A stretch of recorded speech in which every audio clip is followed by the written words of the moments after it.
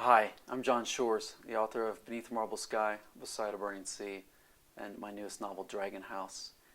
When Beneath the Marble Sky first came out a few years ago, I decided that I wanted to give something back to readers. So I actually put a letter in the back of the paperback inviting readers to invite me to their evenings via speakerphone. And it was really an industry first, and it was fun. It started to get a lot of media attention. And in fact, one night, I was actually on the CBS Evening News with Katie Couric, and the next day I opened my email inbox and I had 800 emails from book clubs all over North America wanting me to call into their clubs. And so over the past 2 years I've spoken with almost 2,000 book clubs from anywhere from Paris to South America, all over Canada and the US and so forth. And I've learned a lot from these clubs. I've enjoyed it. And what I thought I would do, because sometimes it's not always possible for clubs to get me on the phone for one reason or another. But I thought I would put some of my most frequently asked questions on this video so that the clubs would have the opportunity to get some of their questions answered. So, in a nutshell, Beneath the Marble Sky is a story based on the creation of the Taj Mahal.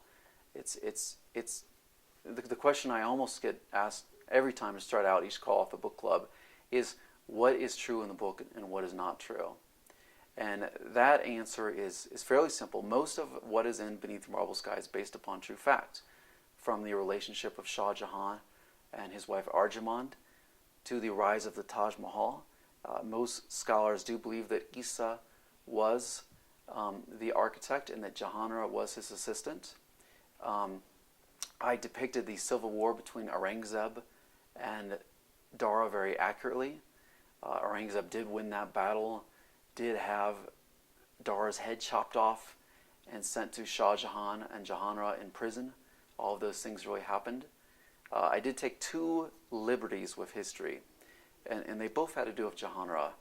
Number one, in real life, she never married and never had children, so I created Kandamir and all of that. And number two, although most scholars think that she was Isa's assistant, I created their love affair. I couldn't resist. I thought it was a novel of the Taj Mahal, it was a novel of love, and I had to have my narrator fall in love. So that's kind of the chief question I get asked oftentimes by book clubs.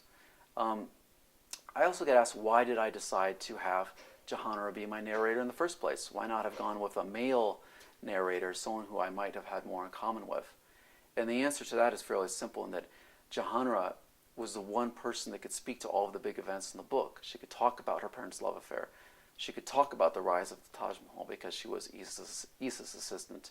She could talk about the Civil War because she supported Dara, and the years where she was imprisoned in the Red Fort with her father. So, choosing her as my narrator was kind of a no-brainer. Bringing her to life was a different story. I mean, for a guy from Des Moines, Iowa, to write in the first person as a 17th century Indian princess was a little tricky. But I thought a lot about her and who she was in real life and who I wanted my character to be and what were her strengths and weaknesses and fears and doubts. And then I tried to bring that person to life, and I think I brought her to life through a lot of hard work and actually 56 different edits, to the point where I spent about 5 years really working on her voice. Other things I get asked, people ask me about the Taj Mahal and ask me to describe it. And it's interesting. I think we've all seen the Taj Mahal from a distance, and it's obviously a wondrous building, and it was designed to mimic the loveliness of a woman, and I think it does that. I think it succeeds from a distance. But what's also neat about the Taj is from a micro perspective when you're 10 feet away from it, because the whole thing is covered in millions of semi-precious stones. So you might have a tulip the size of your fist that has 200 different pieces of jade and lapis and amber and onyx in it. And when you're looking at these images from up close and you can run your fingers across them and they're seamless, it's just wondrous and magical. People ask me oftentimes, how I came up with the title of Beneath the Marble Sky, because I had this working title, Souls in Stone, for a long time. And naming book titles are tough. For all three of my novels, Beneath the Marble Sky, Beside a Burning Sea, and now Dragon House, titles are tough. It's almost like naming a child. You have to accomplish a lot in a couple of words. And with Beneath the Marble Sky, I thought about walking into the tomb room where you have the tomb of Shah Jahan and Arjamand right next to each other. And when you're in this room, you're surrounded on all sides by white marble and above by white marble, tons and tons of it. But yet the room is almost luminous, as if light can penetrate this marble. And so I thought of Shah Jahan and Arjamand being buried there, and then I thought of my characters, Jahanra and Isa, working within this room, working under this white marble sky. And so that the title Beneath the Marble Sky made a lot of sense. I get asked a lot about Jahanra in terms of, was it really realistic to have this 17th century Indian woman be so powerful? And my answer is yes, which comes as a surprise to a lot of readers. By all accounts, Jahanra was very educated and artistic and involved and passionate. And it's interesting, India's had 5 or 6 different female rulers, one as early as 400 years ago. So 400 years ago, you had a woman running India. And that's a surprise to a lot of people. And by all accounts, both Jahanra and her mother Arjamand were very powerful people. And Shah Jahan did go to his daughter Jahanra and say, will you be Isa's assistant as he creates the Taj Mahal? And then her brother Aurangzeb viewed her as such a threat to him that he imprisoned her along with his father in the Red Fort for all those years. So she clearly was a person of power. People are interested in, was there really a secret passageway out of the Red Fort that Jahanra escaped to meet Isa all of those times? And the answer to that is the Red Fort does have various escape routes in it. I created that one in terms of how it popped up into that home so that Isa and Jahanra could get together unbeknownst to others. And that seemed like a good way to do that.